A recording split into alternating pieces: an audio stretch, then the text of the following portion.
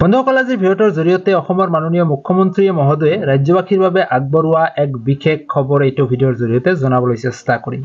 প্ৰথমতে Hailakandi medical college লগতে 5 গ্ৰামৰ যিটো ইণ্ডাষ্ট্ৰী আছে সেইটো সন্দৰ্ভত লগতে শিক্ষক নিযুক্তি সন্দৰ্ভত কৰা বহু প্ৰশ্নৰ উত্তৰত অসমৰ মাননীয় মুখ্যমন্ত্ৰী মহোদয়ে কি আগবঢ়ালে আপোনালোকক এইটো ভিডিঅ'ৰ জৰিয়তে জনাবলৈ চেষ্টা কৰিম। প্ৰথমৰ পৰা শেষলৈ ভিডিঅ'টো চাই যাব আৰু চেনেলটোত নতুনকৈ আহিলে নিশ্চয় সাবস্ক্ৰাইব কৰি ৰাখিব, কাৰণ এনেকুৱা ধৰণৰ বিভিন্ন আপডেট বিলাক এইটো চেনেলৰ জৰিয়তে আপোনালোকৰ মাজলৈ তুলি ধৰাৰ চেষ্টা কৰা হয়। তো আহক আজিৰ মূল বিষয়টোলৈ। কেতিয়া কৈ যাম যে ভাল ল্যান্ড প্লট এটা আমাক চাই দিব লাগে, যাতে আমি এছেম্বলি ইলেকশ্যনৰ আগতে হাইলাকান্দি মেডিকেলৰ ফাউণ্ডেশ্যন কৰিব পাৰোঁ।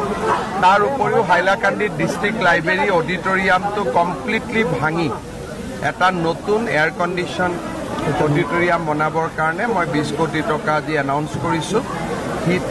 হাইলাকান্দিৰ কাৰণে খুব প্ৰয়োজন আছিলে আৰু ভাল এটা অডিটৰিয়াম এটা হাইলাকান্দিৰ ৰাইজে পাই যাব।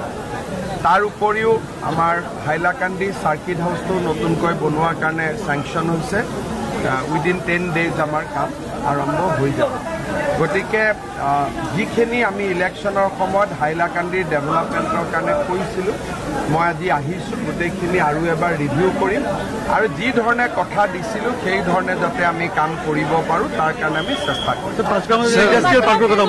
5 গ্ৰামৰ ইণ্ডাষ্ট্ৰিয়েল পাৰ্কৰ অলৰেডি বিভিন্ন জনৰ লগত ডিছকাশ্যন চলি আছে। মাত্ৰ কেইজন ডেটপাছ কেণ্ডিডেট অৱশিষ্ট আছে, তেওঁলোকে চাকৰি দিবৰ কাৰণে অনুৰোধ কৰিছে। চাকৰিটো থ্ৰু ইণ্টাৰভিউ হ'ব আৰু ধুনীয়াকৈ হ'ব নহয়। 2017 আপুনি সকলোকে চাকৰি দিছিলে ডেটপাছত, যি দিলোঁ সেইটো দিন হৈ গ'ল। এতিয়াতো চাকৰি অন মেৰিটত হ'ব।